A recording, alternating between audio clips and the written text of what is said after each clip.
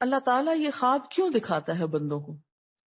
اور یہ ایک ایسا عمل ہے کہ جو انسان جس پہ قابو نہیں پا سکتا، جو انسانی ڈسکوری سے باہر ہے کہ ایسا کیوں ہوا۔ آپ دیکھیں کہ انسان دو چیزوں کا مجموعہ ہے، ایک اس کا جسم ہے اور ایک اس کی روح ہے۔ جہاں یہ دونوں آپس میں ایک دوسرے سے موافقت کرتے ہیں، ایک دوسرے کے ساتھ کوآرڈینیٹ کر رہے ہیں، وہاں یہ ایک دوسرے سے کشمکش بھی کرتے ہیں۔ بعض اوقات جسمانی خواہشات روح پر غالب آ جاتی، بعض اوقات روحانی کیفیات جسم پر غالب آ جاتی۔ عام طور پر دن میں جب ہم دنیا کے کام کر رہے ہوتے ہیں تو ہمارا جسم ایکٹیو ہوتا ہے، اور اس کا نتیجہ کیا ہوتا ہے کہ روح کی جو کار فرمائی ہیں وہ ذرا لو ہو جاتی۔ رات کو جب ہم سوتے ہیں اور جسم ہمارا بالکل بے حس ہو جاتا ہے تو پھر روح جو ہے وہ ابھر کر آتی ہے، اس کی کار فرمائی بڑھتی ہے، وہ زیادہ ایکٹیو ہو جاتی۔ پھر آپ کو قرآن کی وہ آیت بھی یاد ہوگی کہ جس میں اللہ تعالیٰ فرماتے ہیں کہ جب انسان سوتا ہے تو ہم اس کی ایک روح لے لیتے ہیں، جس کو زندگی دینی ہوتی ہے وہ واپس لوٹا دیتے ہیں، ورنہ جو دوسری باقی ہوتی ہے وہ بھی لے لیتے ہیں۔ اب یہ جو روح نکلتی ہے نا ایک ہمارے جسم سے، تو یوں لگتا ہے کہ جیسے وہ مختلف جگہوں پہ وانڈر کرتی ہے، یعنی گھومتی پھرتی، اور بعض اوقات دور دراز پہنچ کے مثلا کسی مردے سے جا ملاقات کرتی، کیونکہ روح تو ایک لطیف چیز ہے نا۔ جب ماں کے پیٹ میں بچے کے اندر آتی ہے تو کوئی پتہ نہیں چلتا، جب نکل جاتی تو کوئی پتہ نہیں چلتا۔ اسی طرح روح دیواروں کے پار بھی چلی جاتی ہے۔ قرآن پاک میں آتا ہے نا کہ اینما تکونوا یدرککم الموت ولو کنتم فی بروج مشیدہ، یعنی اگر بالکل ساؤنڈ پروف اور ہوا پروف جگہ پر بھی کوئی چیز رکھ دی جائے تو کیا ہوگا؟ روح وہاں سے بھی نکل جائے گی۔ یعنی روح کے لیے یہ مادی چیزیں رکاوٹ نہیں ہے۔ اب آپ دیکھیں جو لوگ مر جاتے ہیں بعض اوقات آپ کی ان سے ملاقات ہوتی اور آپ کو یوں لگتا ہے جیسے آپ ان کو چھو کر آئیں، اور ایسا ممکن ہے کہ وہ جو سوتے وقت ایک روح آپ کی نکلی وہ ٹریول کرتے کرتے اس مقام پہ جا پہنچی جہاں وہ مردہ روح تھی، اور اس نے اس سے جا کر باتیں بھی کی، کچھ میسج بھی لیے، کچھ اور بھی۔ تو اس سارے کو ہم واضح طور پر نہ جان سکتے ہیں، اس کی حقیقت نہ سمجھ سکتے ہیں، لیکن بعض خوابوں کو انٹرپریٹ کرنے میں یہ چیز آپ کو مدد دے گی کہ ایسا کس طرح پاسبل ہے۔ آپ اپنے بستر پر لیٹے ہوئے ہیں اور روحانی طور پر آپ خواب میں آپ کہیں اور پہنچے ہوئے۔ بعض اوقات آپ دیکھتے ہیں کہ میت آپ کو کوئی چیز دے رہی ہے، میت رو رہی ہے، میت خوش ہے، آپ اس کو دیکھتے ہیں وہ بڑے باغ میں بیٹھی ہوئی ہے۔ یہ آپ نے کہاں سے دیکھ لیا؟ آپ تو بستر پہ لیٹے ہوئے تھے۔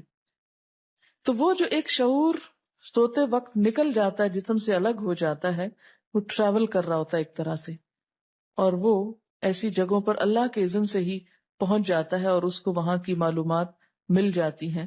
اچھا، آپ کو یاد ہوگا وہ قصہ جو شہیدوں کا واقعہ میں نے آپ کو سنایا تھا، عراق میں جو صحابہ کرام کی قبروں میں سے ان کو نکال کر دوسری جگہ پر دفن کیا گیا۔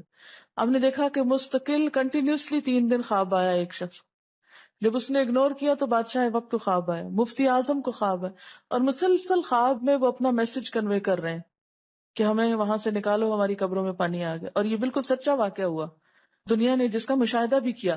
تو پھر آپ اس کو کیسے انٹرپریٹ کریں گے؟ وہ شہداء کہاں ملے تھے؟ تو بات یہ ہے کہ جیسے ہماری روح ٹریول کرتی ہے، کہیں ایسی جگہ جا پہنچتی ہے، تو ہو سکتا ہے کہ وہ اس مقام تک جا پہنچی ہو۔ یہ شہیدوں کی روح تو آزاد ہوتی ہے، ان کو اجازت مل گئی ہو کہ وہ ان لوگوں کی روح سے جا ملے، کیونکہ سجین قید خانے میں تو ہوتی ہے نا وہ روح جس کو مجرم روح جو ہوتی، لیکن جو مومن کی روح ہے، خاص طور پہ شہداء کی روح ہے، تو جنت میں کیا کر رہی ہوتی ہے؟ گھوم پھر رہی ہوتی، کھا پی رہی ہوتی۔ تو یہ بالکل ایک سچ ہے اور حقیقت ہے کہ بسا اوقات انسان خواب میں ایسے لوگوں سے ملاقات کر کے ان کے حالات کو جان لیتا ہے کہ ان پہ کیا گزر رہی، مثلا ان کو عذاب ہو رہا ہے۔ یہ عام بات ہے نا کہ میت کو جس حال میں دیکھو اسی حال میں ہوتی ہے، یعنی اگر خواب میں دیکھیں کسی نے اپنے والدین کو دیکھا کہ وہ بہت رو رہے ہیں فوت ہونے کے بعد، تو کیا کرنا چاہیے؟ ان کی طرف سے صدقہ دعا کرنی چاہیے. یہ بھی اللہ کی ایک رحمت ہوتی ہے کہ ان کو موقع دے دیا جاتا ہے کہ وہ اپنا میسج کنوے کر دیں ایک طرح سے. وہ اس کے دل کی بات نہیں ہوتی، الا یہ کہ آپ کسی انسان کے بارے میں بہت برا گمان رکھتے ہیں اور آپ اسے دیکھتے ہیں کہ وہ رو رہا ہے یا کچھ، لیکن کئی اور لوگ دیکھتے ہیں کہ وہ ہنس رہا ہے، کھیل رہا ہے. تو اس کا مطلب یہ ہے کہ پھر آپ ان دو کا کنٹرڈکشن کیسے دور کریں گے؟ تو پھر آپ یہ دیکھیں گے کہ جس نے خواب دیکھا ہے اس کا اپنا نظریہ اس شخص کے بارے میں کیا تھا، کیونکہ اس کی اپنی بدگمانی تو نہیں اندر چھپی ہوئی تھی کہ جو سوتے وقت اوپر ابھر آئی اور اس نے وہ روپ اس طرح کا دکھا دیا. پھر وہ حدیث نفس میں آ جائے گی، دل کی بات میں وہ چیز آ جائے گی. ٹھیک. تو نبوت کا جیسے انبیاء علیہ السلام کو کچھ غیب کی خبریں دے دی جاتی تھی، اسی طرح عام انسانوں کو خواب کے ذریعے کچھ غیب کی خبریں دے دی جاتی ہیں. لیکن کسی بھی خواب کے سچا ہونے کی آپ کوئی دلیل نہیں رکھتے. ایز سچ واضح بات یہ نہیں کہہ سکتے کہ میں نے جو خواب دیکھا وہ بالکل سچ ہو جائے گا، یہ آپ دعویٰ نہیں کر سکتے.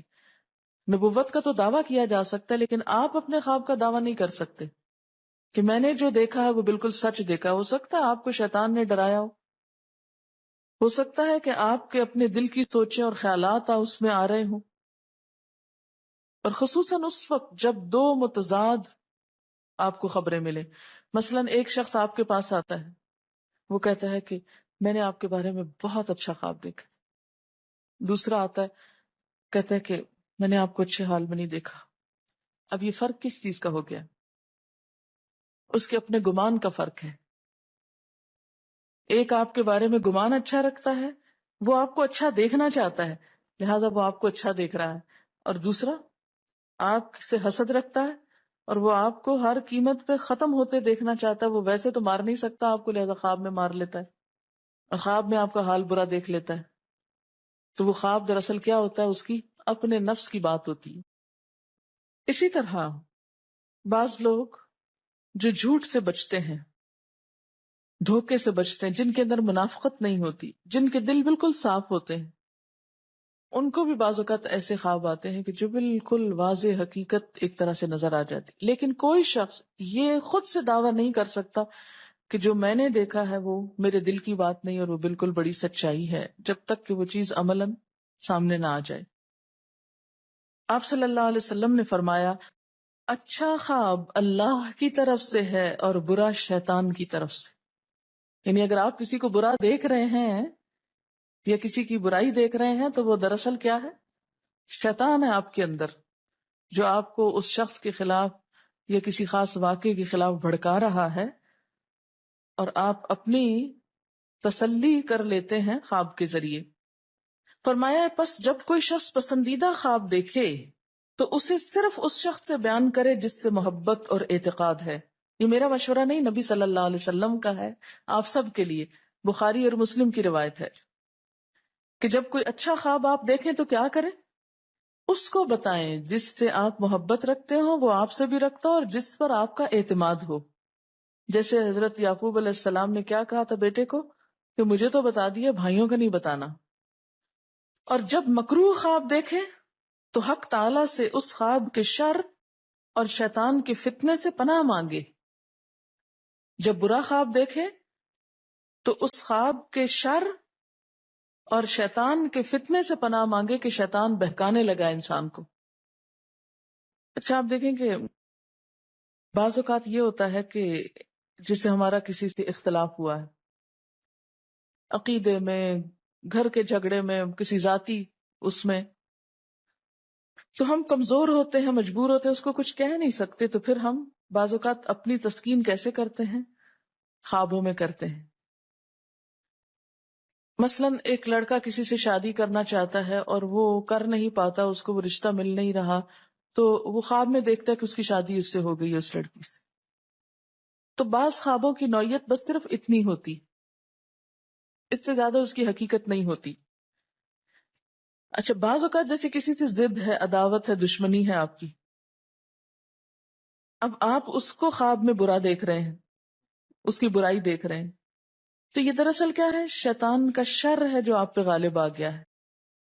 آپ اس کی برائی چاہتے ہیں، ویسے کچھ کر نہیں پاتے، مجبور ہیں آپ، تو آپ خواب کے ذریعے وہ اپنی تسلی کر لیتے ہیں